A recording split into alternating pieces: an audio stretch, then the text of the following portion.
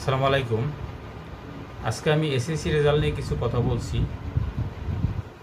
তো কিছুদিন আগে এসএসসি রেজাল্ট পাবলিশ হয়েছে, মানে জুলাই 10 তারিখে পাবলিশ হয়েছে। এবার গতবারের তুলনায় পার্সেন্টেজের হার অনেক কম, তারপরেও আমি মনে করি যে সঠিক মূল্যায়ন হয়েছে। যারা খাতা দেখছেন তারা সঠিকভাবে মূল্যায়ন করে খাতা দেখছেন এবং মেধাবীরা সিলেক্টেড হয়েছে। আমি খুবই অ্যাপ্রিসিয়েট, খুবই হ্যাপি যে সঠিক যারা মেধাবী তারা মূল্যায়ন পেয়েছে। আমি একজন শিক্ষক হিসাবে এটুকু বলি যে আমার যারা শিক্ষার্থী রয়েছে তারা সবাই ভালো ফলাফল অর্জন করেছে। এমনকি যেমন এবার বাংলাদেশের মধ্যে টপ রেজাল্ট যে করেছে সে 1285 পেয়েছে 1300-র মধ্যে। আমার একজন শিক্ষার্থী 1218 পেয়েছে 1300-র মধ্যে। তো অনেক ভালো রেজাল্ট।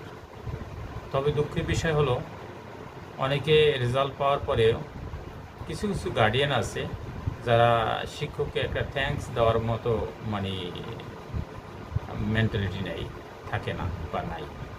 অনেক গার্ডিয়ানই আছে যাদের বাচ্চারা অনেক ভালো ভালো ফলাফল করেছে। আমি খুবই দুঃখের সাথে কথাগুলি বলছি, ভালো ফলাফল অর্জন করেছে, A+ সহ গোল্ডেন A+ পেয়েছে, কিন্তু ফোন দিয়ে একটা থ্যাঙ্কস বলার মতো মেন্টালিটি তাদের মধ্যে নেই।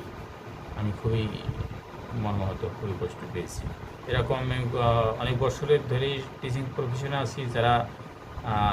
যারা আমার কাছ থেকে শিক্ষা অর্জন করেছে তারা অবশ্যই ভালো রেজাল্ট করেও একটা থ্যাঙ্কস দিয়েছে, কিন্তু এবছর একটু ভিন্ন টাইপের আমি দেখতে পাচ্ছি, একটু ভিন্ন।